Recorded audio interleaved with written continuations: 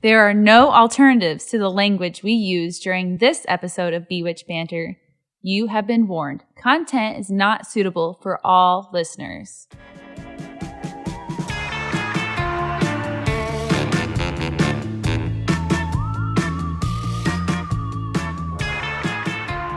Welcome. You're listening to Bewitch Banter. I'm Krista, and I believe that people are inherently shitty. And I'm Amy, and I tend to believe that people are naturally good. But ironically, I'm a super believer in the supernatural and all things spiritual. And I'm a total skeptic.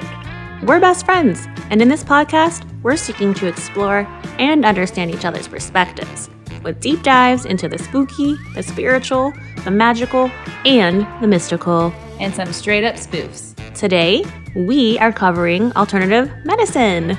Yes, but actually, to be more specific, religious quacks that use alternative medicine.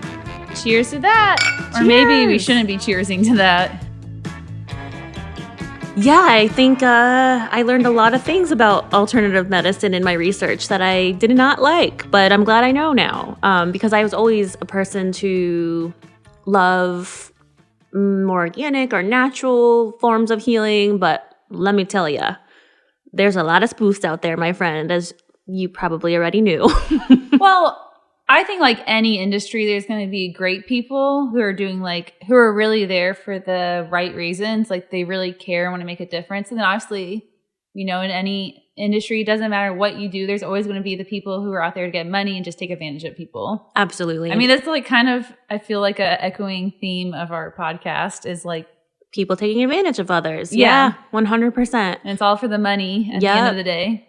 Preach. Absolutely. But I think it goes both ways, not because obviously we have the alternative medicine and then we have your westernized medicine. Mm-hmm. That is equally probably just as bad. Mm-hmm. Well, or worse. Yeah, when we get into the corruption of insurance companies and medical organizations. Well, we don't really prescribe preventative care. It's just take this pill, and it's not really looking at the holistic being of what you could do. A lot of doctors are just take this pill rather than be well, if you change your diet and exercise, we could get you off this pill. Yeah. It's a big money maker. Exactly. They want us sick. They want us unwell mentally, physically, spiritually, because guess what? Insurance money, baby. And that's not that. Let me not speak for all doctors. I was gonna say let's not paint everyone in a broad. But I will say the industry, as we know, is very corrupt and just a really broken system. And we will be having my sister on, who is a medical doctor, sometime this week, and she can talk all about from the insider how corrupt broken this system is a better word. And there's got to be a better way. And actually, ironically, as I was writing my history, my mom had CNN on, of course. But Bill Maher was on with Chris Como, and it was about... he's not canceled? Como? No. You'd think. Or Bill Maher's not? No, Chris Como. He's not. He got a slap on the wrist for helping his brother.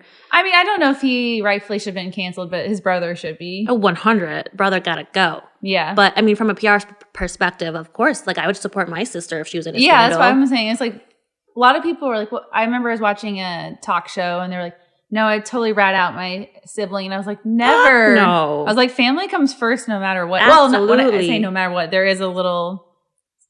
if they murdered someone, no. But for the most part, I would think I would back my family first over my job. Exactly. Any day. Absolutely. But anyway, so Bill Maher was on, and I've always loved him. It was something real time with Bill Maher. It used to be a ritual of me and the exes every Friday night. And so what I loved about Bill was that he just brought up so many points about politics that made so much sense to me of why aren't we doing this? And why doesn't he run? But that's never going to happen. I know, but I think it's a little bit idealistic whenever we agree with a talk show host to also be oh, they're qualified to run. Oh, yeah. No. Well, I mean, yeah, we had a reality show host as residents. Probably not our last one either. Fucking A. We're living in idiocracy, literally, the movie. But so Bill was on, and he said regarding healthcare, the corrupt system is never going to change unless it's covered in such a way that people take ownership of their own health. Whereas we just rely on other opinions, i.e. alternative people who are unqualified in the instance of this qualified episode. people. I think they're both equally guilty. Correct. Yeah, the corrupt medical doctors, yeah, absolutely. Or ones that don't have good bedside manner, etc. Like, it's all just jacked up. And he just made that point again. Like, until people take responsibility for their own selves and their own health, their own bodies and minds and spirits, like, we're fucked. Nothing's going to change the system unless we as individuals own our right to take care of ourselves. I know, but I think the sad thing is that, and we all know this, but it's like you would hope, like we all know the government's never out in our best interest, but you would hope like the government should be there, but they're not. Like that whole system needs to change. Oh yeah, exactly. Because they only follow like the dollar signs and never what is better for people in general. So I mean, that's to me like, even like when you look at your food, like American food is the stuff we allowed in our food system, and it's like I shouldn't have to learn all this information and find out there. Like I found out like cinnamon, regular cinnamon has poison in it. Oh yeah, I think you had told me this a while back. Yeah, so this girl it was a TikTok, but she had kept fainting, feeling weak, and her dad or something noticed. He's like, "You eat a lot of cinnamon," and she's like, "You're crazy," because like who would think that? Right, cinnamon. And then she cut it out of her diet, and she went to several doctors, and she cut it out of her diet, and all of a sudden she was like miraculously better. And she started doing research, obviously, and there's something in the cinnamon, and you have to get a certain kind of cinnamon, organic cinnamon, and it's a certain type. But I was like, it shouldn't even be allowed for them to sell us something that's going to make us sick if we're like just trying to make our families and our loved ones a good meal. Well, they don't give a fuck. I mean, look at the water system in Detroit. Like to your point, no, they don't give a fuck. Well, the infrastructure bill too.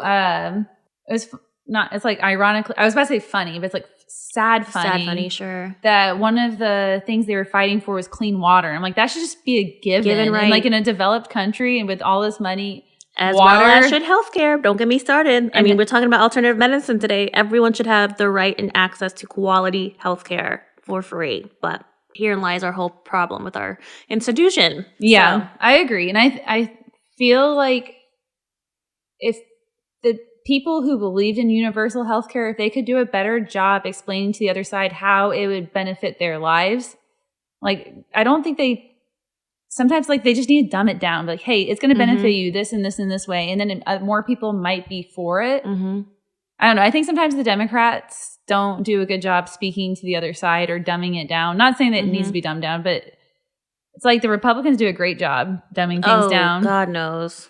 I have a lot to cover on that front in my case. Should we get into it then? Yeah, let's go into history. People are like, oh, this is already going to be dark. And normally we don't talk politics, but man, I mean, you can't not talk about it in a medicine episode. So I know I said this just off the top, but as you very well know, and I think some of our listeners probably may know by now, again, I've got a real doctor in the fam, my dear sister. She's a kick-ass OBGYN in Chicago, and she delivers babies and takes care of women. It's pretty incredible, and obviously I'm so enormously proud, which is why I mention her so often, and like any chance I can get to humble brag about my sister being a doctor in my family. I do so. But steering back to alternative medicines, I wanted to ask you, like, how you feel about it. Like, what's always been your vibe about treatment or using it for yourself, your family, whatever? I guess that's a really broad, hard question to answer because it would really depend on what kind of alternative medicine we are talking about. Because I'm not opposed to, like, I'm definitely in the firm belief of, like, obviously, like, what you surround yourself with, what you take in your body, like, exercising, being in nature, those feel-good endorphins. And I do think there are some, like, Eastern medicines that people really do benefit from. So I would probably say there's no clear answer, but I think it's funny when there's, like, those latest fads. It's, like, all of a sudden, like, there's charcoal in your lemonade. And they're like, oh, have you tried? You can't taste it. No fucking thanks. No, you can't taste it at all. But they claim charcoal is going to help. I can't remember the actual health benefit. But then I was like reading about it because I'm always a little bit cynical, of course. I'm like, it was like, yeah, if the tiny drop of charcoal they're putting in your lemonade or tea has no health benefits. And if you consumed enough charcoal to have the health benefit, then you would be sick. It's just like the health industry loves to find like these new trendy things. Like all of a sudden everyone's into flaxseed. And I think that stuff's kind of funny. And I think that's when you should start investigating, looking into what you're eating and consuming. I guess to me, I don't really have a clear opinion. And I'm no expert. And I'm open to learning more about other alternative medicines. I would never write them off, but there obviously are some that I think right away total bullshit. Yeah. Well, according to WebMD, alternative medicine is defined as a term that describes medical treatments that are used instead of traditional or quote-unquote mainstream therapies. Some people also refer to it as integrative or complementary medicine. More than half of adults in the United States say they use some form of alternative medicine. So that's more than that. I bet so. That seems lower, but alternative medicine is essentially any practice that lacks medical and scientific foundation and or testing or studies. So slang and negative terms associated with alternative are new age or pseudo or quackery. Quack, quack. So other than many forms of alternative medicine proven as ineffective or lacking biological plausibility, the debate between alternative and traditional medicine, as you just mentioned, are also referred to often as Eastern or natural and ancient versus Western, which often involves technology, medication, and medicine. Okay. So that's kind of the way we describe it and talk about it in this country. So Dr. Aaron Carroll hosts a YouTube series called Healthcare Triage, and it's a very fabulous, informative podcast if you are interested in knowing anything about what's going in your body and why or why not. I'm learning from the real experts. Exactly. And he doesn't cover only alternative medicine, but this is why I chose him for this little piece, because he warns us in this video why the public and the medical community need to get away from using the terms alternative and integrative or Eastern versus Western. Like, let's get away from that. He basically says that if you have we have two camps, which we know, extreme on both sides. Yeah. And unfortunately, on the one side, we have the super anti-medicine folks. The issue really comes in when we have our anti-vaxxers, because they take the word alternative to the extreme, i.e. anti-vaxxers. And they prefer homeopathic remedies. Like bleach. Yep. Oh, girl, we're going to get into it. Did I say it right? Hydrochloroquine? Hydrochloroquine. Took me like the whole pandemic to learn how to say that word. Hydrochloroquine. Yep. Quinn. Yep. And I will get to it, girl, in my later story. Oh, God. Yeah, it's great. Good times. But homeopathic remedies for HIV, cancer, they prefer those remedies over proven medications and or chemotherapy, radiation prescribed by your doctor. Wait, I'm lost. So you're saying we can't say alternative? Well, we can, but the problem is the extremists take that word too far. And those are the ones that are in okay, following now. And then you also have, in this video, you have the other people who are on the opposite extreme that don't believe in even the benefits of, let's say, yoga or massage, even though there are proven benefits. Yeah. So you have these two sides, like, arguing for Western versus Eastern, quote unquote, but like, let's stop saying that. Let's just talk about medicine in a holistic way. So we shouldn't name our episode Alternative Medicine? I guess not. You didn't really listen to her advice too well. I did not. But that's what we were covering. And actually, I learned a lot because I didn't know that the term kind of alternative came out of favor in the recent decades. But it has. So now this doctor is very woke. Very woke. And because of what he had mentioned in his video, the mainstream word is kind of transformed from alternative into integrative. It's preferred because, again, you're not just bullshitting off all of the actual medical doctor recommendations, but you're just integrating forms of quote unquote natural. I don't know if I necessarily agree, because even if we change the term, the people on the extreme sides are going to twist it no matter what we do. Like, at a certain point, it's like, what can you say? Yeah, great question. But we'll fact check this word integrative with my sister this week to see if doctors actually really use the term. I'm curious to see if they do or not. Through my research, it says it's preferred, but who knows? the real deal, because we are clearly not medical doctors ourselves. But regardless, I did like Dr. Carroll's balanced approach, though, to the conversation, because I've actually gotten acupuncture a few times before in my life to treat a serious bout of vertigo.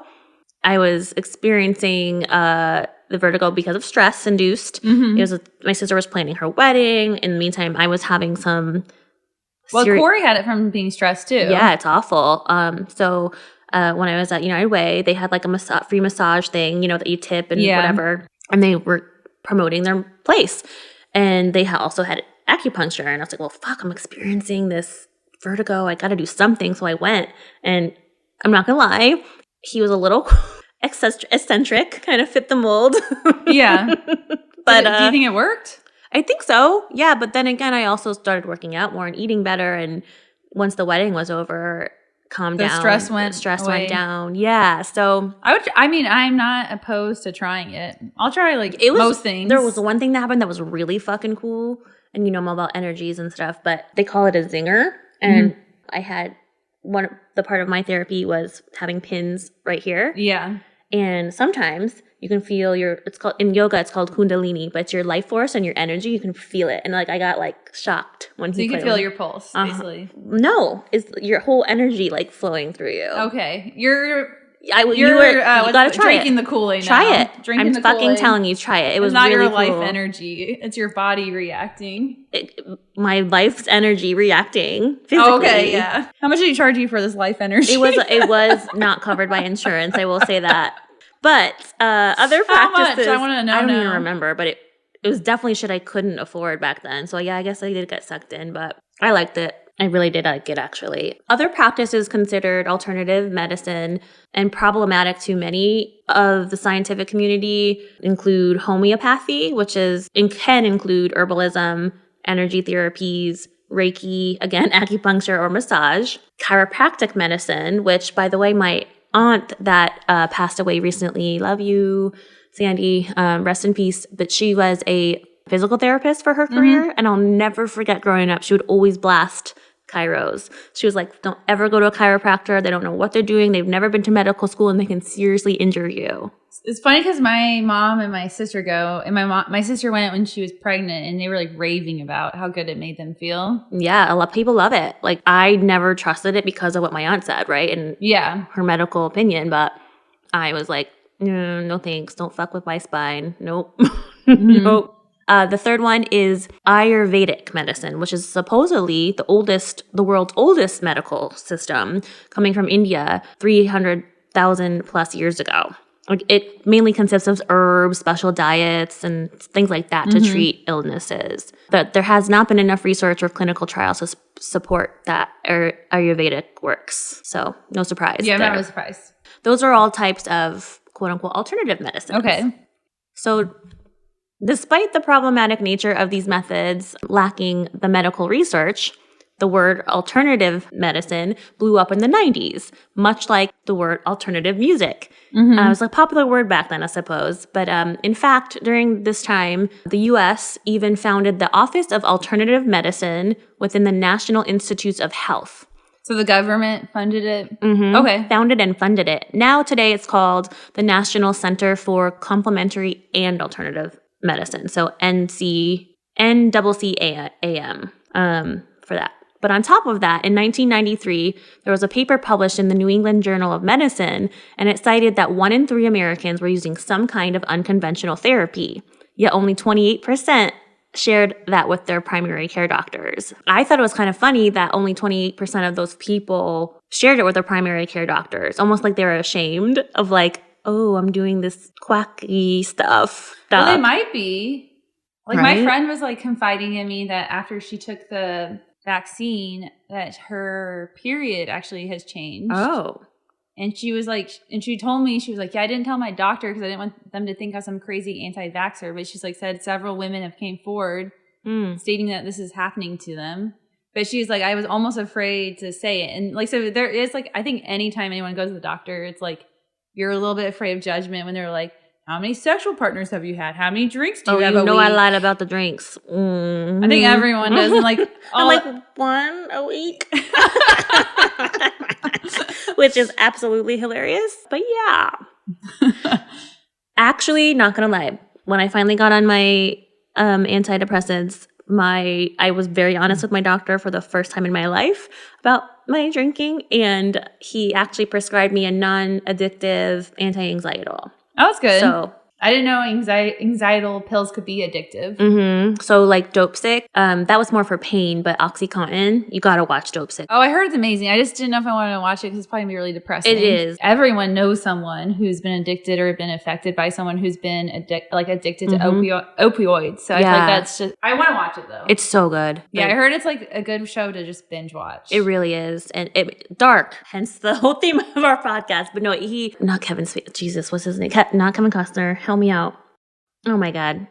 I can't help you because I've never long-timey actor who's been in so many things. But anyway, beautifully written. He produces it too. Yeah, wow, it's just so good. And my students back in the day did a whole series as well on the opioid crisis. Mm-hmm. And it's just so sad, like because it could have all been prevented. Mm-hmm. But Big Pharma. FDA is complicit too in this story. But that's neither here nor there. The word alternative soon, as I said, became taboo and often criticized by other doctors like Paul A. Offit, an MD, who wrote a book in 2013 called Do You Believe in Magic? The Sense and Nonsense of Alternative Medicine. So by the late 90s, I think people were catching on that it's not the best thing if you rely solely on alternative medicine, which I respect 100%, right? These people are trained for many, many decades and know what the fuck they're talking about, i.e. my sis. Alternative medicine is thankfully mostly a thing of the past. Sans are anti-vaxxers, as we discussed, but thank God that some of us still believe in science. Medical communities and many patients have favored, again, the term integrative medicine, or now this is another term I have not yet introduced, but lifestyle medicine. And they combine and complement the traditional methods with, as you also mentioned, healthy eating, physical activity, and other healthy habits without the use of necessarily medicine. So for me, i.e. not drinking, eating well. So to wrap it all up, there's a really fantastic Atlantic article by Jenny Rothenberg-Gritz. And she writes regarding integrative medicine that when doctors talk about treating the patient's mind, body, and spirit, it can sound like a feel-good catchphrase. But in fact, there have been no other ways to treat diseases that take years to develop and are intimately tied to the ways in which people think, feel, and live their daily lives. End quote. And that's regarding, again, integrative and lifestyle medicine. Mm-hmm. So I kind of agree with Jenny Rothenberg's crits. Oh my God, 97 Jenny. Remember that shit? No. You don't remember the commercials? Sorry. Bitch, you didn't have TV. That's right. Come on now. I had TV. I just didn't have You cable. missed the whole 90s as a kid. It's formative years, man. I had a TV. But I really think that, again, there's got to be a balance. Unfortunately, as we know, our world is completely at odds with everyone, and especially our country. God, we are tearing each other apart, but there's no reason to, and it's really fucking sad that, at least in my story later. Well, wait, save it for your story. Just the way that people can be so manipulated by, as you said at the top, like people just taking advantage of this natural Well, that's phenomenon. Like when you go to the grocery store, that's like their favorite catchphrase. Mm-hmm. Natural ingredients, and then you read the back. 0 sugar added. Meanwhile, it says 36 grams of sugar in one serving. And I'm like, fuck no, that's more than a Snickers bar. But they say natural, and you turn the thing around, and you're like, I can't pronounce a single ingredient. Yep. Really? Well, are you ready for Jesus? Holy Spirit. Jesus say, Jesus, take the wheel. All right, is that where we're headed? We headed to Holy. Jesus isn't really in my story. Okay, all right. It's got to do with the Holy Spirit. Holy Spirit, take over, baby. Okay.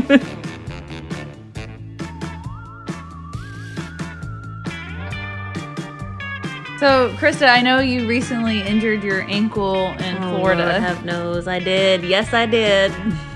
Well, I like to think you're a smart enough individual that you probably didn't go see a faith healer, right? Hell to the no. I was in a church that day, actually, for my aunt's services. But were you saying a prayer? About my ankle? Yeah. No.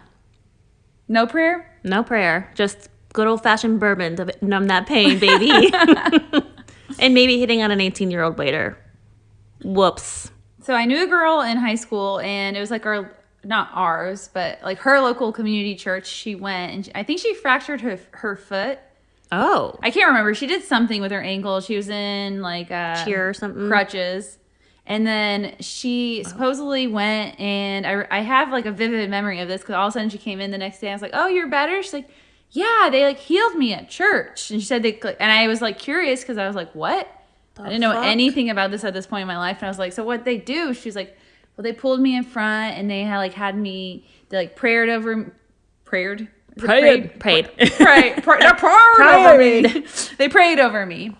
So yeah. Sorry, you say you didn't know what type of sect or it was non-denominational. Okay. And then obviously, I feel like a week later, she was in a cast because she had been walking on it so long, it made it so much worse. Oh God! Oh, I'm so squeamish. I can imagine it because I've had several broken ankles. This is certainly not the first sprained ankle I've ever had, but I can imagine it crunching. That she would need that cast. Oh, poor thing. But I think it's messed up, in my opinion, that adults allowed her to injure her foot even more. Yeah, that's definite negligence, in my opinion, too. Yeah. But do you know who my favorite celebrity is? Oprah? Good guess. I was like... I should know this. I was like, I think I talk about her a lot.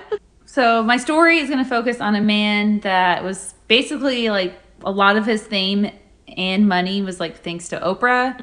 Also, CNN and ABC News also did stories that gave him a lot of like attention and brought a lot of his like, I don't know if you call them clients, maybe followers to him. Okay. But he's considered a faith healer and medium. Okay. And the media at the point of like the height of his career before everything came like crumbling down, loved him. And this was what, in the 90s or sorry, remind me? Early 2000s. Okay. I'll get into the time. Okay. I don't remember this at all. Yeah, and his nickname is John of God. Does this ring a bell? No. For me, it didn't ring a bell Not at all. And he now is in jail, and any network would be happy to not be tied to him at all. Yikes. Because he is a freaking horrible human being. Well, you know, it's called due diligence, reporters. So his real name, which I'm going to try to say really quickly, is João Teixeira de Faria. He was born in a village in Brazil and spent his early adulthood traveling from village to village working as a medicine man, which I pretty much covered in our African witch episode, which was talking about the medicine man is going to be someone who like services like a small village, and they usually practice like spiritual and holistic treatments. Because they don't usually in these small villages have access to your mainstream or whatever you called it earlier. I did listen. I just don't remember the right term. For westernized medicine. God, there you go. Yeah. Yep. So to give you a quick picture of the kind of guy he is, slime bag, he was married several times, has several children from his marriages and from the affairs he had. And I'm sorry, and he's a son of God. Yes. What is it with these Catholic men or like John of God, not son of God. Oh, sorry, John of God. Like, and like all the televangelists, I'm going to cover one. And like these men that claim to be like so religious. Mike Pence, another one.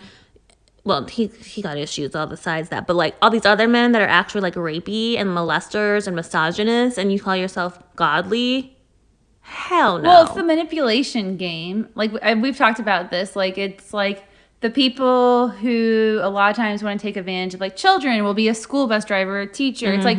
Priests, speaking of religion. Yes, those people, like, put themselves in situations to give an appearance and illusion of who they are. But ultimately, it's like they put themselves in these positions of power to take advantage of people. Yeah, it's disgusting.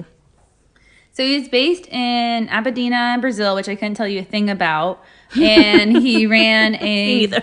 Yeah. I tried to like look into it and I couldn't find much about it. So I like from my understanding, it's very remote, kind of in the middle of nowhere. Is it a jungle or do you know that? Or is it more like desert? Girl, I don't know. All right. Aberdeen. We'll look it up. Homework. So he ran a spiritual center that several people flocked to and traveled around the world to see him. They said that the average stay for most people was around 2 weeks, but some people would just come for a day trip. Okay. And there's no fee to see him, so you could see him for free. Okay. And they would usually wait in a long line. There'd be like a long line of people waiting to see him. Okay. I thought this was crazy. So they were instructed after they had seen John of God that for 40 days they should abstain from sex, alcohol, pork, or pepper because they believed it would weaken someone's aura or their energy field. Well, I'm out because I am engaging in sexual activity. Thank you, because it will strengthen my aura and my humble beliefs. Are you going to feel that life force you were talking about earlier in your vein? In somebody's vein, you know what I'm saying? Somebody's vein's going to have some life. So the area where he had the spiritual retreat, like I said, it was in a remote area, but it soon became a tourist attraction.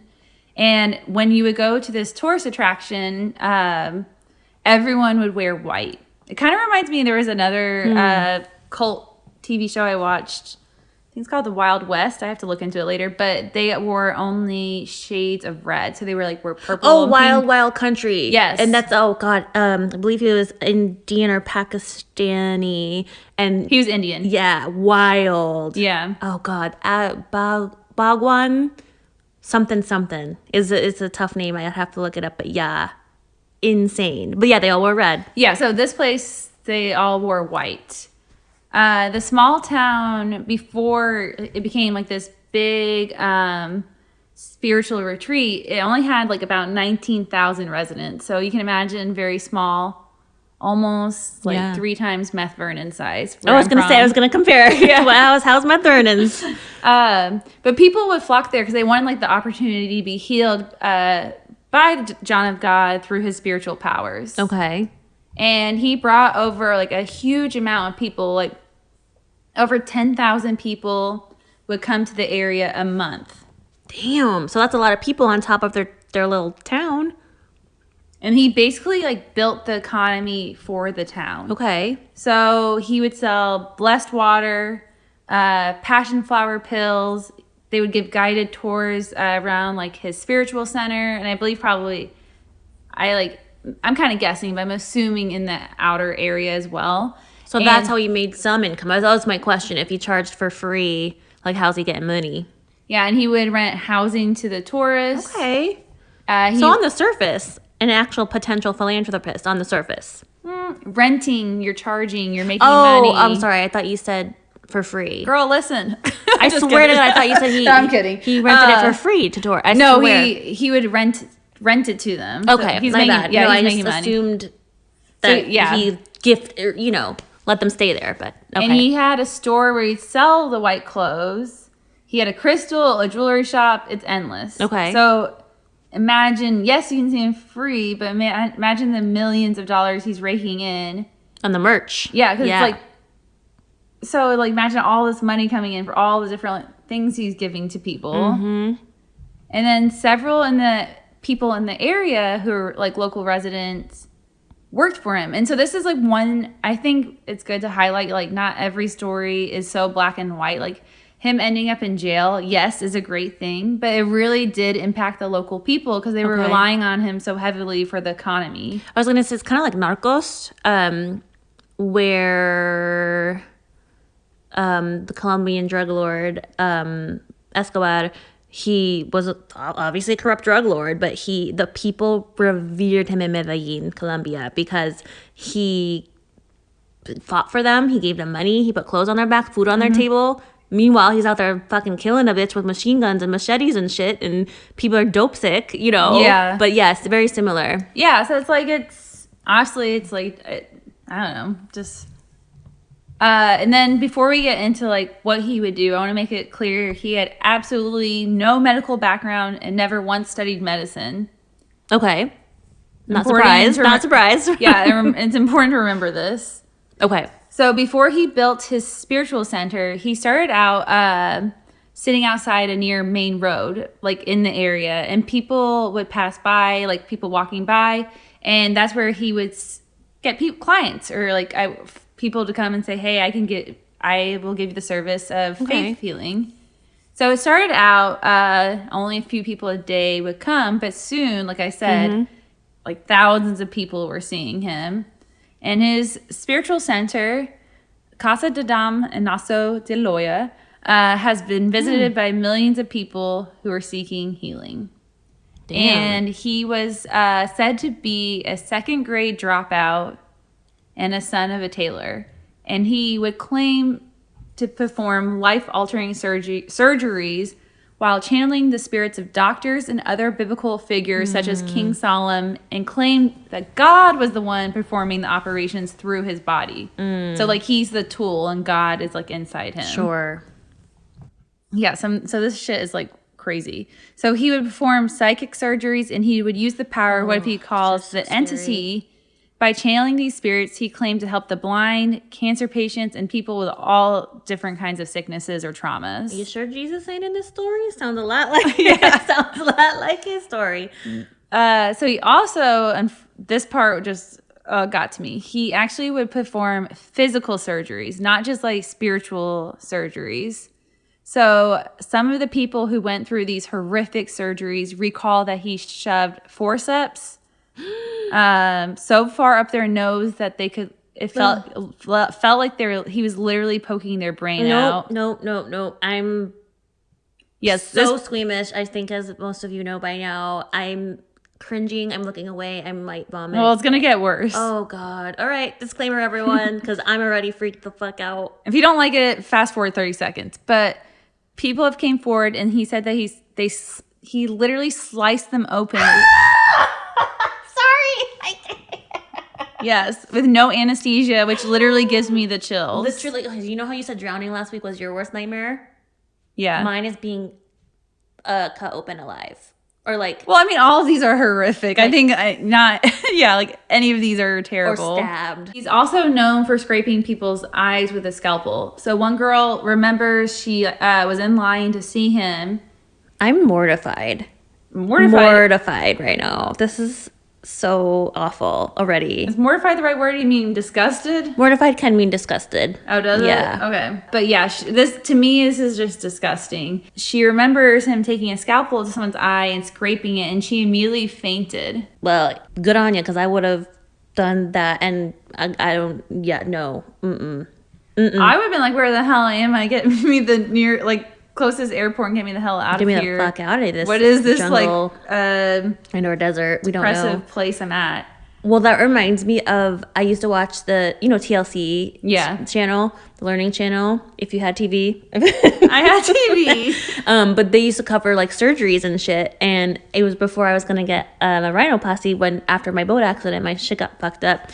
And I was ready to do it. I had signed up, and I saw what they did, and it's a hammer and a chisel. Yep. And I was like, well, guess I'll have a fucked up nose for the rest of my life. So here we are. I know we had I don't know if it was TLC, but I remember my parents, we went to go to bed one night, so they put on the TV a surgery of someone's bunion being removed. Oh, nope. I will throw up on air if we continue. Okay, let me change the subject. That was probably the most, all of it's horrific, but that was another level. He had spent time in jail, and he decided to practice because he had decided to practice medicine when he had no license or authority to do so. Mm-hmm. So he's in jail now, but he had been in jail beforehand, before he opened the spiritual center. Interesting. My dude too, who got some issues with the legal popos. So in 2005, ABC ran a news report on John of God, and it told a story about 5 people who had traveled to his spiritual center. So one had chronic fatigue syndrome, Lou Gehrig's disease, and a brain tumor. Wow. In the story, they interviewed the 3 people and how each of them said they were feeling better and their symptoms were lessening. So it's like a miracle, right? Mm-hmm. And they even interviewed a girl who was an athlete, and she was a paraplegic, and she was able to start moving her legs. Okay. But ABC was very sneaky on this one and decided to leave out certain facts to make the story more newsworthy, of course, or more entertaining. I'm not surprised. So they left the fact out that one of the people who went to visit John of God felt no improvement, right? And 2 of the other people who weren't in the interview, conveniently, said their symptoms for whatever sickness they had actually got worse. And one of them had breast cancer. And John of God actually had performed psychic surgery on her. And she had reported that her tumor had grown more and she was in more pain after seeing him. And unfortunately, this person died from breast cancer. Oh. So, full circle, in the last episode, I covered the magician Amazing Randy, right? Yep. So he's a popular person who debunks these kind of people. Yeah. Like these con artists. Yep. And he's basically a skeptic of anyone who claims to have paranormal superpowers. So actually, the ABC News clip and story decided to interview Randy as part of the story. Oh, good. Well, at least they're doing some fucking... Well, before you say that. Damn. So during the interview, Randy gave a scientific explanation for why these people may be feeling better. Basically, placebo? Placebo, yeah. After they had seen John of God. Okay. But he was letting it be known there's no way they were actually healed. He was outraged because ABC News decided to only air 20 seconds of his clip or his interview. Randy, right? Yeah. Okay. So John of God's not in the interview. Okay. They're just covering him. Got it. But he was really outraged because ABC decided to only take 20 seconds of his interview. And the 20 seconds they chose to air made John of God actually look good. And it sounded like Randy almost supported him. I got you. Of course they do. That's called production. Yep. Oh, Lord. Don't get me... Yep. There's the anger meter. It's kind of like reality shows when, they like clip it or they like cut it and they're like, she's the big bitch. And it just turns out like they took it out of context and they play the whole thing and you're like, oh, it wasn't even a fight. Yeah. Yes, exactly. Yep.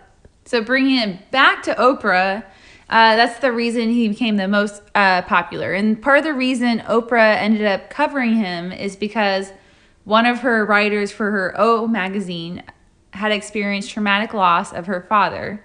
Okay. And she was a lot like me. She said she claimed she did not believe in anyone having paranormal powers. Okay. But she was obviously like you would be if after you lost someone you really truly love.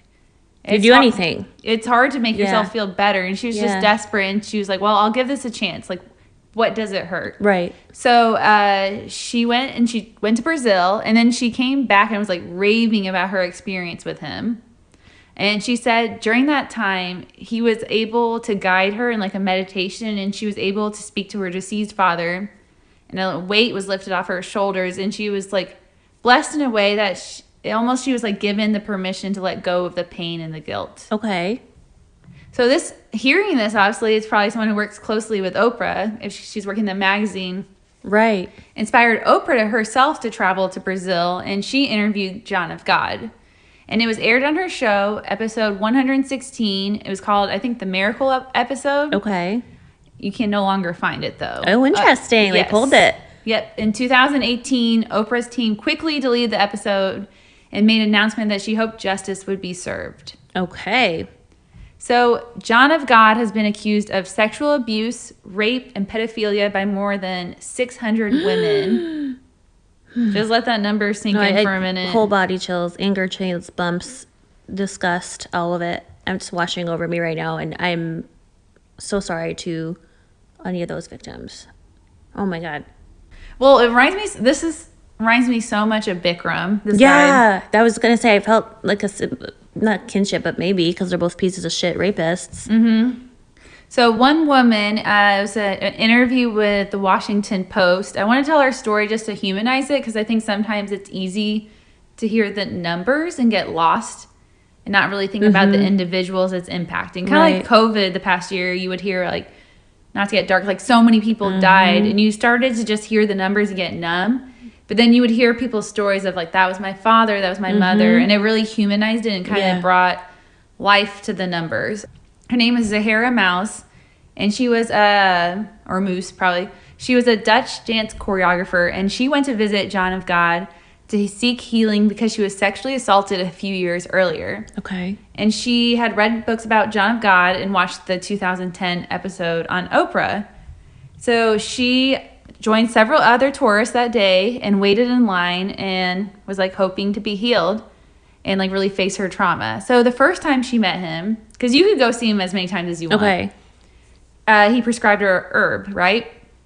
So he's making that money. Go buy my herbs from my shop. Right. Because he was worth, like, I think millions. And then the second time she met him, after standing in line again, he offered her a private consultation. And he was like, we will do a spiritual cleansing. So she waited around until the line had died down and everyone had left. And it was her turn to have the private consultation. He proceeded to invite her to his office and then into his bathroom. She said the first time she went into the bathroom with her, he asked her why she was there. And rightfully so, her inner voice was like, aren't you a medium? Shouldn't you know? Like, why do I have to remind you? Got it. Good for her. Yeah. Check him. Well, she didn't say it. She was thinking okay. it. She was thinking it. Like, like ding, ding, ding. Sure. Kind of, shouldn't Red you flag. know? Like, if you're so famous and you have all these powers, shouldn't you know why I'm here? But she replied, and she was like, I'm here to heal from the sexual abuse that I've experienced. He then proceeded to have her stare at herself in the mirror and tell him, he goes, what do you see? Again, God. another, I see myself. Like, what do you want me to say? Well, he fishing for cold reading, like, you know what I mean? Or not even hot reading shit. That's what he was fishing for. Yeah. To get her to tell him something. And this is when, at that moment, she recalls in the article, he grabbed her hand and forced her to touch his penis. Oh my God. And she... I'm like... Yeah. Oh, guys. Again, anchor bumps. Like, what? Yeah, and she immediately froze, like you would. Like, you're reliving your trauma. And he kept talking about her family and her life like it was part of the healing process. Oh my God. And one point, this is disgusting and sickening, he told her she should smile. And he told her that she had it in herself to heal herself. She recalls that she was very upset, still processing what was happening to her. And she really walked away from the experience, and she was conflicted. Because she's like, I really thought, she really believed in him, right? And I'm just so upsetting, all of it. Honestly, she's like being manipulated because she went to see him a second time, and she's probably just like desperate, like hoping to get over this trauma. And he almost like brainwashed her to make her think it was part of the healing process. And at the second time she went to see him, he raped her. Oh fuck! I knew something bad was coming. Worse was coming, I should say.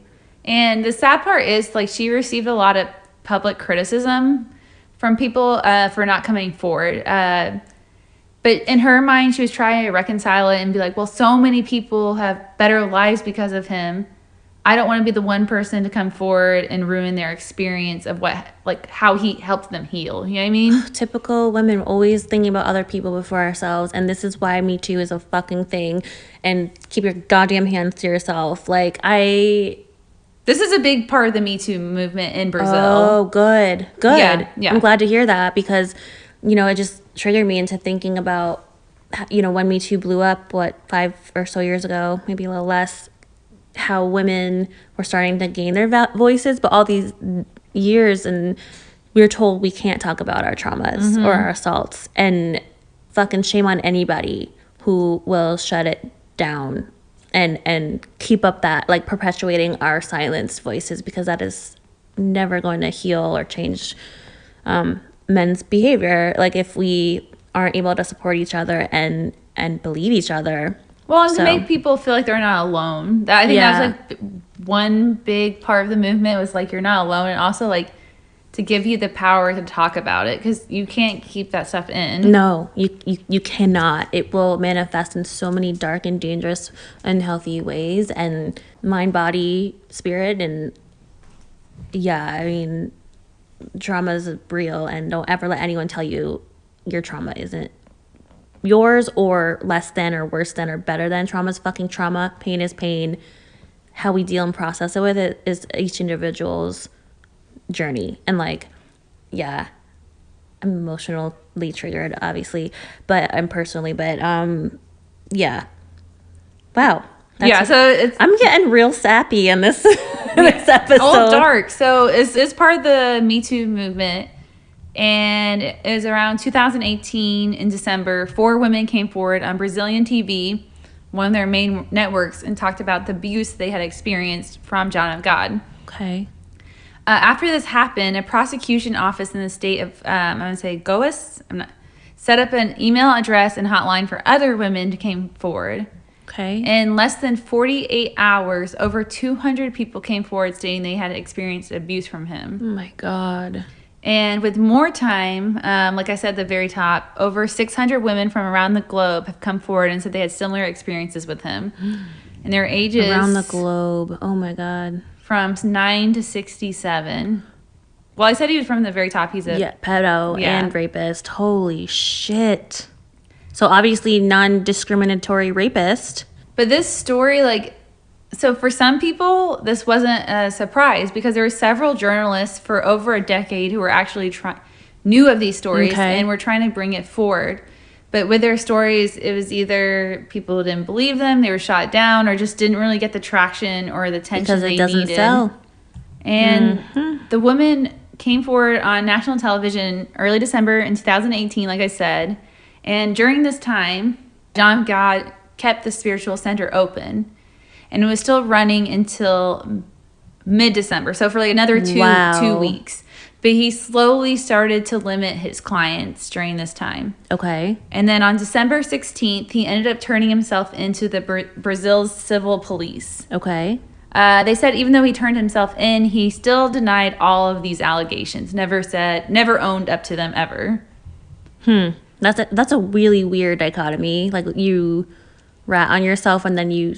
Well, you turn yourself in. Yeah, it doesn't make any sense. It's very weird. Okay.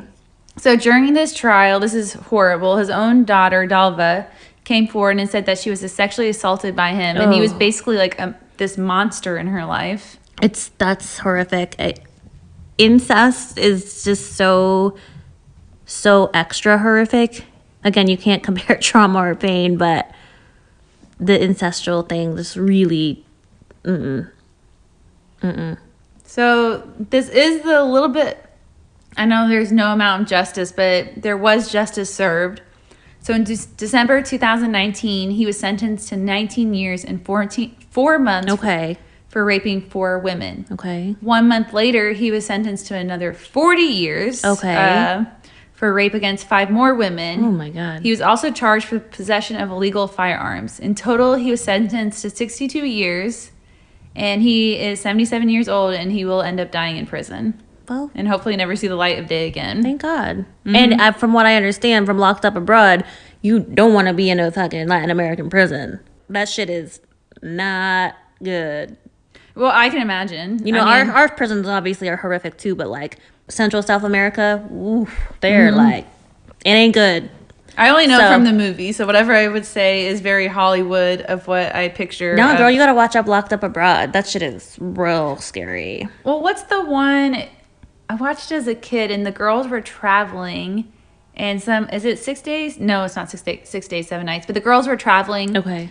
And the guy, she didn't realize one of the guys she was like kind of having a fling with on vacation was like a coke smuggler. So he put something in her suitcase, and they ended up in jail in Thailand. Do you remember that movie? No, but I totally would watch it. I'm gonna have to look it up really quick. Yeah, look it up. I'm very curious because I want to watch it. So the movie is Broke Down Palace, and it has Claire Danes in it, Kate Beckinsale, and I believe, if I remember correctly, the girls that something was written in Thai, which was having them confess, and they didn't realize, and they signed it. Oh, shit. It's a really good movie. Yeah, I've never seen it or heard of it, but it sounds very interesting. Yeah, it's really good. But that, in a nutshell, is my story on John of God, the faith healer, the medium, wow, the god-awful person. Yeah, yet another medium piece of shit. What do you know? Yeah, and a faith healer, because I feel like... Yeah, faith healer, like, what a... Like, I don't know, faith healer, it just... For me, when I think of faith healing, I think of, like, the curing the gayness out of you. That's what I always think of. But I didn't realize it also extended to, like, psychic surgeries or any of the things this piece of shit did. So yeah, there's a lot. When you Google faith healers, there's a lot of shitty people that show up as faith healers. Wow. Well, good job. And that's why I feel like James Randi was so devoted to this because he knew like how awful it was. Mm-hmm. Actually, there's a documentary on John of God they're releasing on Netflix soon. Oh, yeah? Okay, we'll have to watch it together. Yeah, it reminds me of the Bikram documentary. I still haven't watched it yet because I'm so, You'll watch it and you're like... My sensitive Because my storytelling is so well. You're like, I know it. Yeah, girl, it was. You did a great job on that. But, I got to watch that. But really good job. I mean...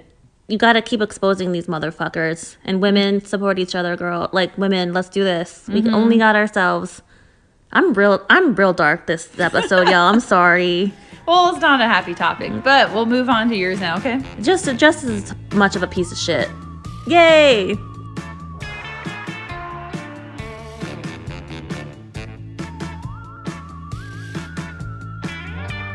I have been hankering, pun intended, for Thanksgiving week to do alternative medicine as it relates to food and wellness. And guess what, bitch? I found a way to do it. Woo, I'm impressed. I found a way to do it. So if I eat mashed potatoes, will it make my body jiggle? Oh, girl, yes.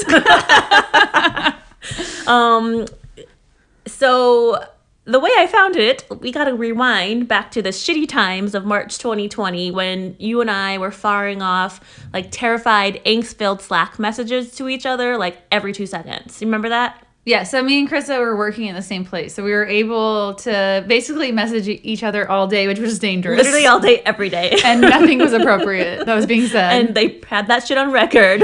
Oops. Going forward, by the way, when I hopefully land this opportunity... We got to take that shit to our text. But anyway. I won't be doing that, but you can do it.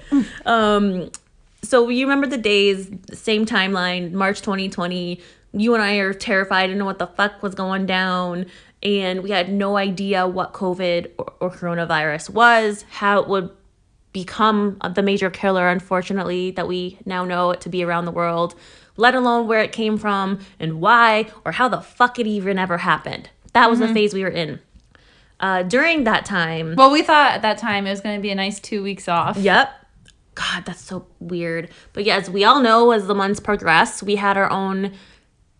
The listeners are like, do you have to tell me? I know. Yeah, it was know. Fucking... Listen, y'all, we lived through it too. We weren't recording at the time, but fuck, we should have been. Living through that shit and a divorce. Fucking sign me up for anything. I got you. I don't know if we would have made quality recordings. At least we have a little bit of glimmer of hope. Yeah, you know what? Honestly, I was very candid with one of my dates yesterday, and I was like, there was a lot of bourbon to be had in my COVID, and I think that was a lot of people. They said the drinking increased like by so much. I know me and Corey were like, ooh, let's make a cocktail. Let's do old fashions this week. Let's do egg white margaritas. Oh, and after a while, good. I loved those. Oh, I still love those. But after a while, you're like, damn, this is not a vacation. This is like real life. Yeah, it's just real life, and I was. Anyway, may not have had a little too much bourbon. You were going, in your defense, like you said, you were going through a divorce. It was during the pandemic. No one can fault you for that. Thanks, girl. And if they can... If they do, then fuck off. I was going to like, are you holier than thou and I don't want to be around you. Next. Sadly, at that time, we had the gem, though, of our former president. And he sold, as we know, bleach that you brought up previously as a cure. And as we also know, so many people fucking died after listening to this jackass president. I can't believe I even have to call him a fucking president, but... Just call him the twice impeached president. The twice impeached president, accurate. So he was pushing the hydrochloroquine. Mm-hmm. And... Did it ever come out that he actually had money to be made from people taking that? Because I feel like there had to be some kind of financial incentive for him to keep pushing it. Well, that's all he ever does, right? Uses his fucking brand name that's trademarked. That's how he gets licensing rights every goddamn time. You get Trump steak and then you get Trump bleach. Yep. You know what? I bet you he must have had something. You're right. He had something up in there. But unfortunately, this was just one of the alternative and frankly absurd treatments proposed to cure or lessen the effects of COVID during the time. Yeah, I almost, it's interesting you bring this up because I almost thought about India had like quite a few interesting alternative medicines that people were buying into and trying to use. I almost went that route, but I decided against it last minute. Oh, good. Well, then I'll take us down the the old COVID route here for alternative medicines. And this is in the form of a good old silver solution treatment, which, thank God, yes, God, I'm covering a televangelist, had ramifications for this asshat who peddled silver, liquid silver treatment, or as a treatment for coronavirus. Wait, so there is a I can't say it. Say it for me. Televangelist. Televangelist. Thank you. I know how to say it. Okay. Yep. So there is a televangelist who was telling people to take silver as a cure, and he ended up getting in trouble for this. Yes, ma'am. Okay, just so there was translating what some you're justice. saying. Like, okay. Thank God in your story, some justice here. That man's name is Jim Bakker. Have you ever heard of him? I have not. I didn't either until, actually, no, I started watching a 2020 about him and his, I'll get to it, bullshit in the past. But during your research or beforehand? Before. Okay. Like a couple weeks ago, I stumbled upon it in one of my true crime, binges. And then I remembered that there was also this whack-ass person peddling silver during coronavirus. Happened to be the same man that I had just watched this docu-series on. And I watched the docu-series all about Jim Bakker's televangelist roots. And I love this so much, so I have to fucking quote it because it's hilarious. This is his little brief about from Wikipedia. James Orson Bakker is an American televangelist and convicted fraudster. Between 1974 and 1987, Bakker hosted the television program The PTL Club with his then-wife, Tammy Faye. He now owns a defunct Christian theme park in Fort Mill, South Carolina. But just the way that they opened that he's a convicted fraudster, I was like, I'm going in. I love this so much. So he was fraudulent well before the silver peddling. Well, I'm sure. I'm not assuming he was Mr. Innocent and then all of a sudden it's like, woo, like I'm turned evil. It's like you kind of... Once a piece of shit, always a piece of shit. Yeah, and I feel like it's a slow progression, and the more they get away with things, the more bold their actions become, and the more outlandish, kind of like Trump. Exactly. He learned he could get away with stuff, and so it became crazier and crazier. Mm-hmm. Yeah, here we are, this wild-ass world, man. Back to Jim Bakker. In a nutshell, Jim Bakker, as I said, was a very famous televangelist in the 70s, and his piece of shitness did not start with the silver peddling. I'd argue that it actually started with his frauding of audiences out of thousands, if not millions of dollars during his show, PTL, with his then-wife, Tammy Bakker. Hold up. What does PTL stand for? You ready for this? Yes. Praise the Lord and people that love. PTL, praise the Lord, people that love. Wow. Okay. Praise the Lord. And people that love. Wow. So that was his show in the 70s with his then wife, as I said. Now, they frauded very loyal viewers, might I add, very similar to your guy, out of money and donations to their, healing, if you will. And so he also did faith healing as well? More or less, but not as extreme. But, more of a talk show to, Well, it's like a talk show... Well, why can't I say that word? Televangelist? Yeah, no. Okay. Got it. Okay. So televangelist, isn't that basically what that means is someone who goes on air and preaches? Yeah, exactly. So more or less a faith healer. But he wasn't actually doing faith healing. Right. Was he just preaching? Preaching. Okay. So he's preaching. Yeah, okay. Exactly. Gotcha. And then he became later more notorious for a cheating scandal that apparently rocked his loyal viewers. And he allegedly paid a prostitutes? Nope. He paid off the woman who was a church secretary, paid her off to keep her quiet about their affair. Oh, gotcha. I think he said paid at first. So he had an affair with the secretary and paid her. Okay. Mm-hmm. So he's not he's Christian, right? I'm assuming? Supposedly. Okay, so he's not so Christian. Not so much, according to the good book, the word of the Lord.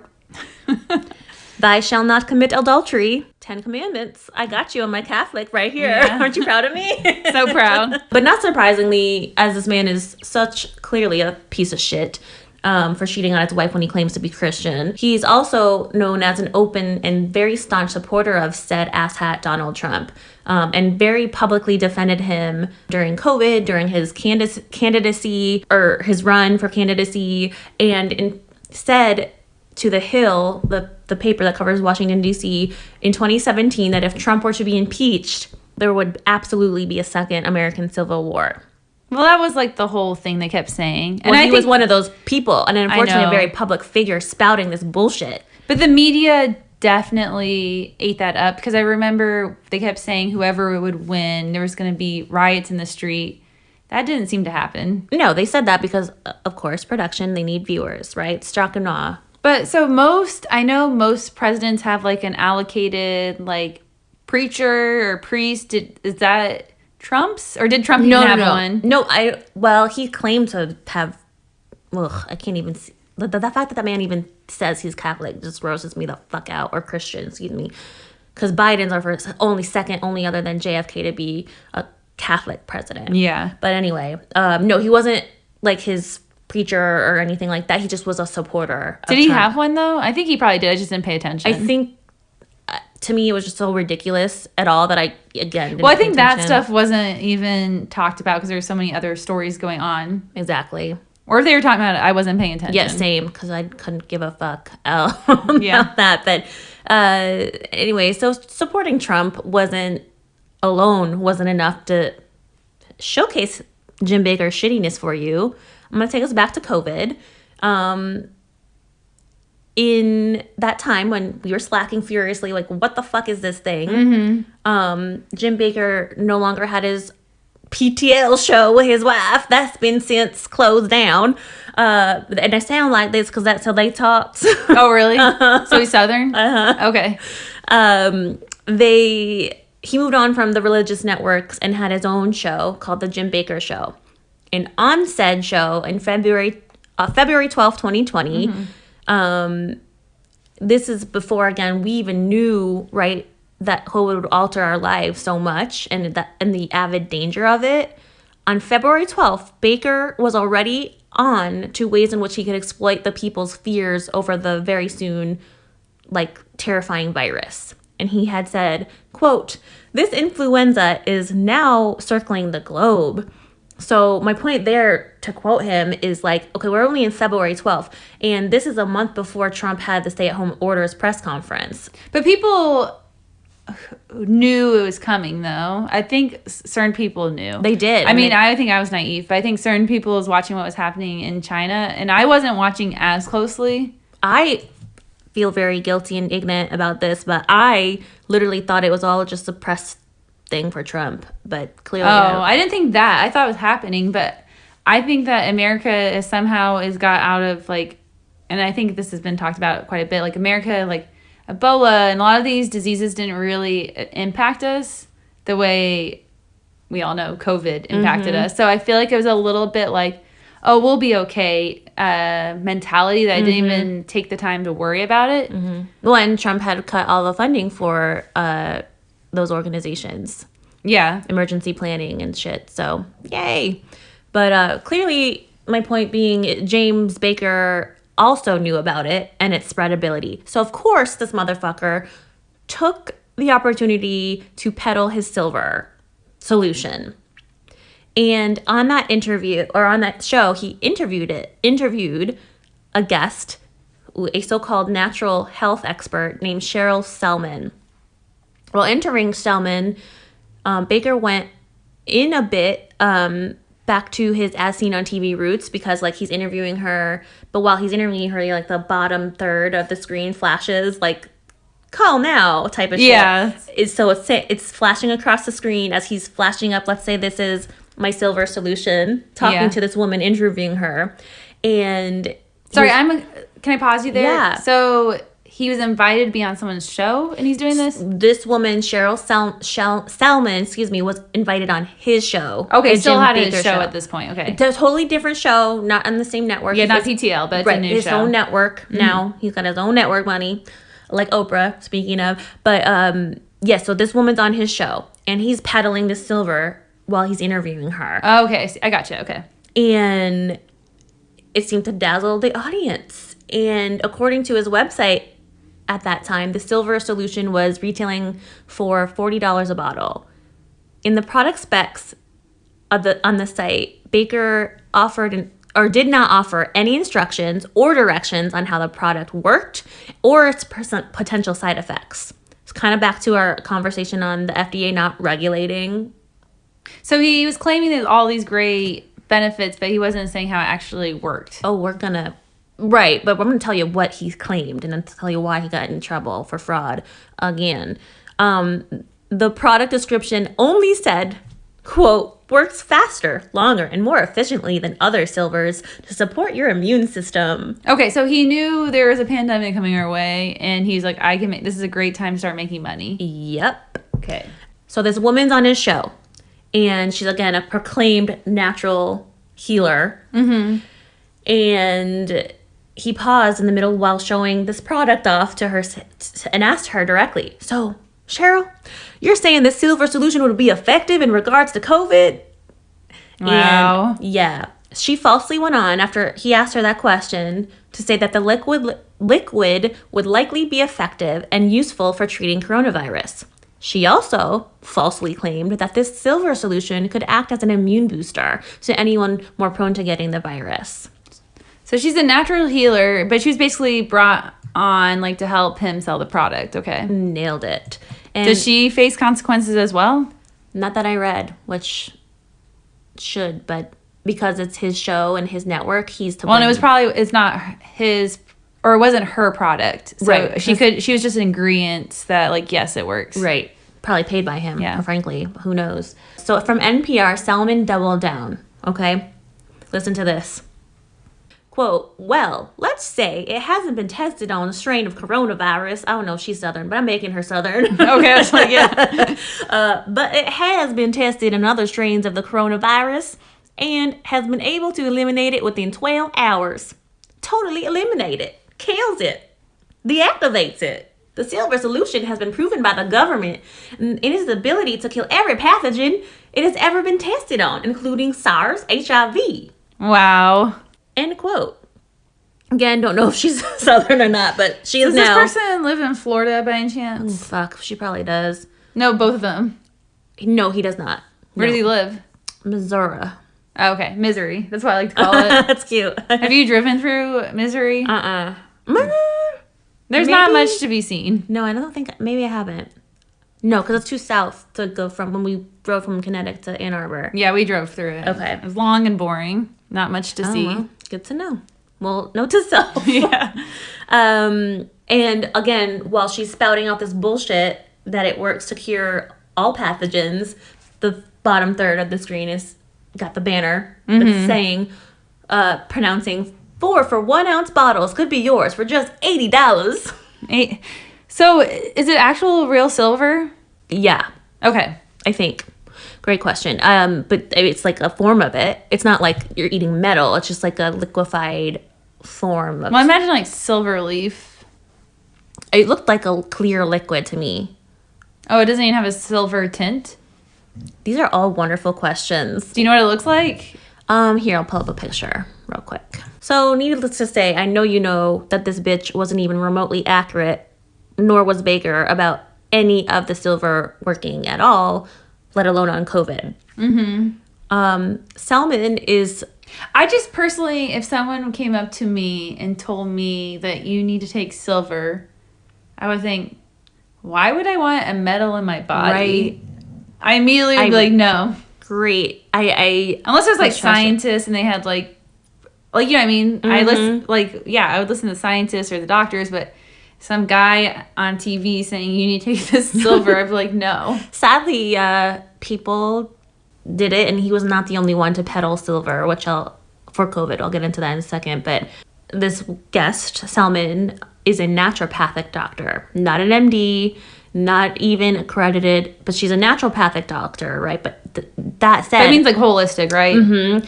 But supposedly, if you are or doctor of osteopathy, I think, DO is also more of like a holistic doctor. She calls herself a naturopathic doctor, but she's not even accredited by the naturopathic medical colleges. So she's a fraud. Literally. And that's exactly what that organization said about who like is the organization supporting naturopathy. Yeah, well, she was there to endorse it, basically. Yep. She's like the endorser. Exactly.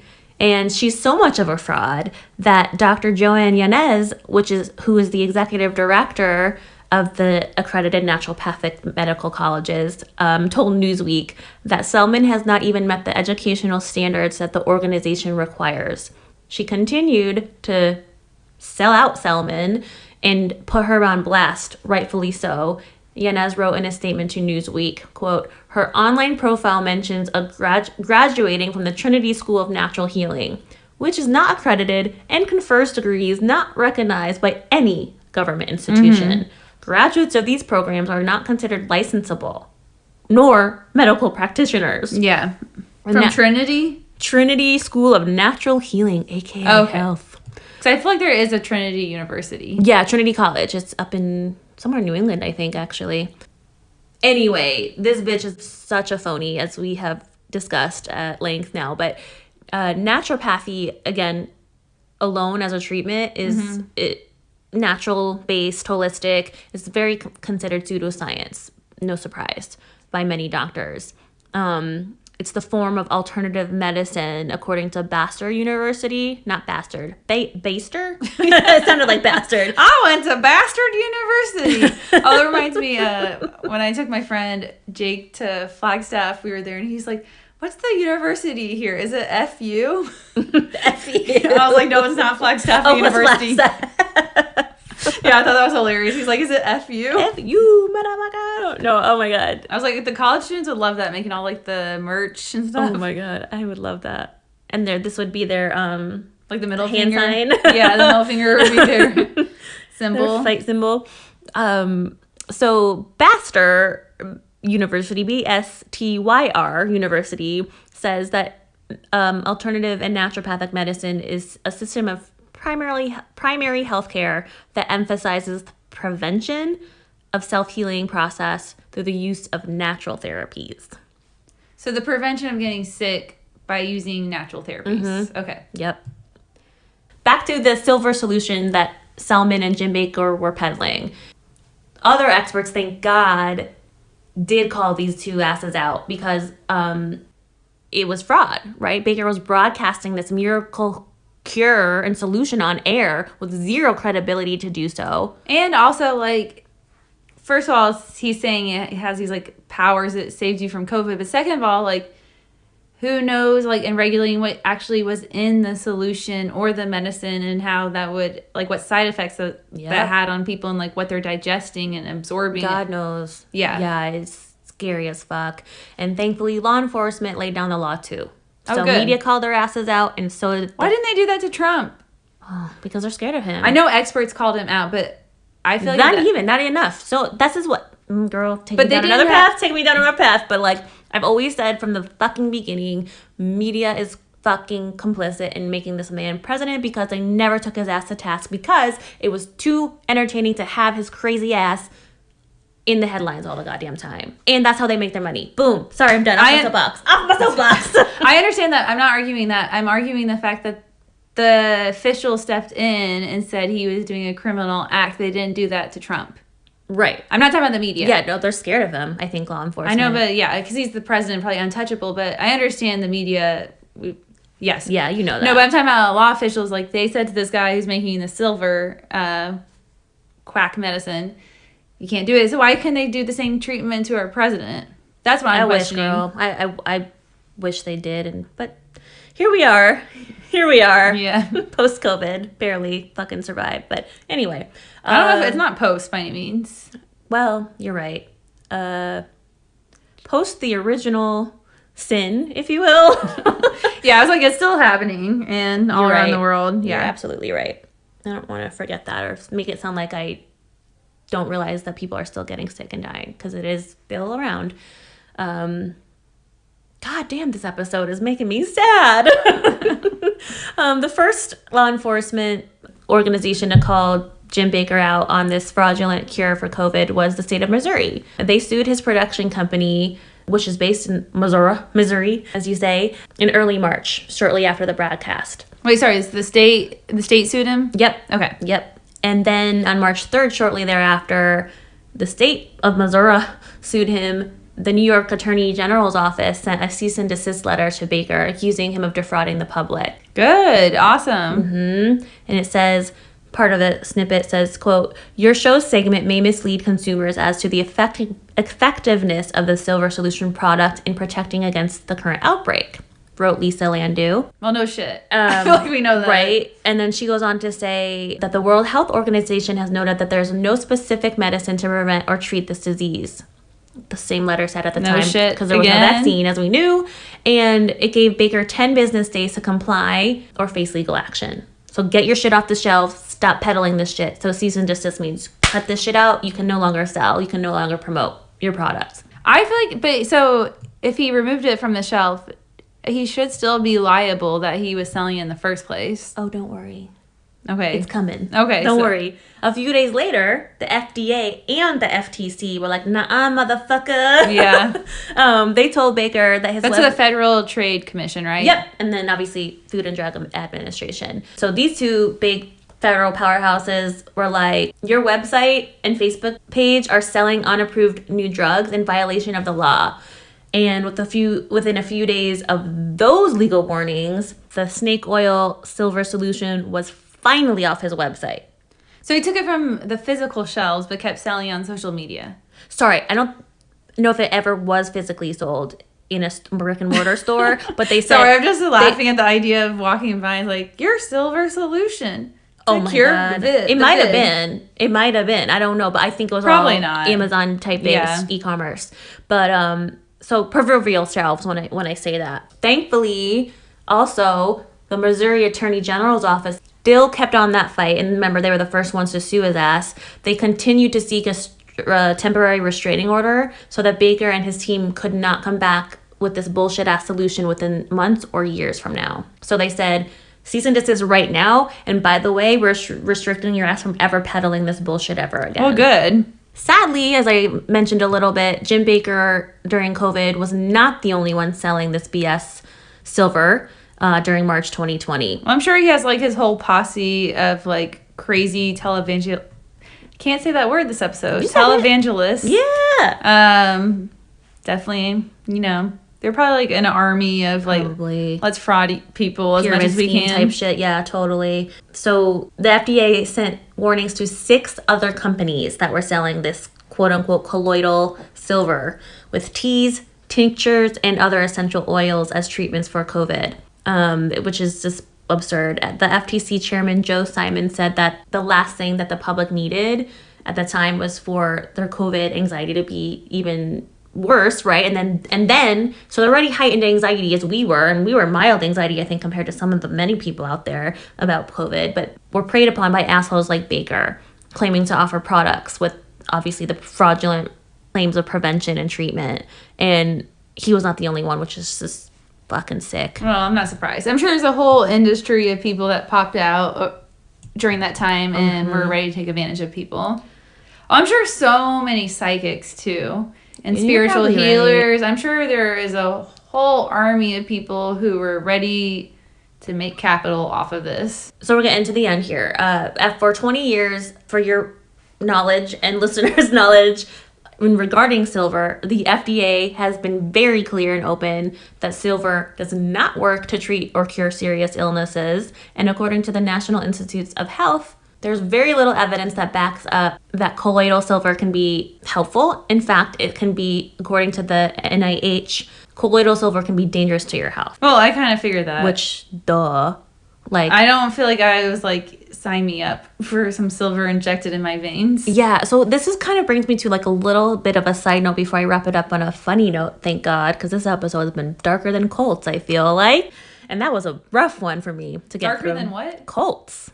Is that a saying? No, like our cults episode. Oh, I didn't know if that was some idiom I didn't know. I was like, what? Oh my God. Is that a new saying? No, it's not one you've missed, don't worry. Darker than our cults episode. But I wanted to bring up, so you know about mis and disinformation, I'm sure, right? Yeah. So mis is misleading people. Dis is straight up untrue information. And then there's also something called malinformation. Okay. And malinformation means the author or whoever is writing the message or sharing the message his intentional sole purpose is to mislead, to give you bad information. And that's malinformation. Okay. And that shit is very much what these people did. And even your guy to an extent, but he did miss, dis, mal, all. He did all of it. Yeah, and it's just sickening to me that, you know, of all these things, malinformation is the most scary, because that shows that people, to my point, every episode, people are inherently shitty, because you're purposely creating bad information for people to consume as fact, and that's just so sickening. And here we are in our lovely country today. Woohoo! To be positive. I'm so sad this episode. I gotta end it with John Oliver. So very similar to your quote from, I think, Colts, right? If you're in one. Yeah. You in one from Stephen Colbert. John Oliver took fun at Jim Bakker on Last Week Tonight. I love it. He said, regarding, you know, the scandal about the silver, "This is ridiculous. Silver doesn't kill coronavirus. Silver kills werewolves." So he then went on to joke, "Which means you first need to get your coronavirus bitten by a microscopic werewolf, and then you need to buy my premium werewolf solution for $49.99 a bottle. And then these little droplets contain millions of microscopic werewolves to kill your corona." Stay tuned for a little bonus ep with my medical doctor sis on the alternative medicine debate. Yes.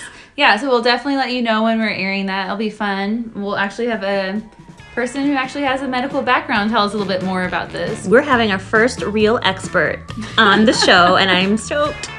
Anyway, peace out, Bewitches! Peace!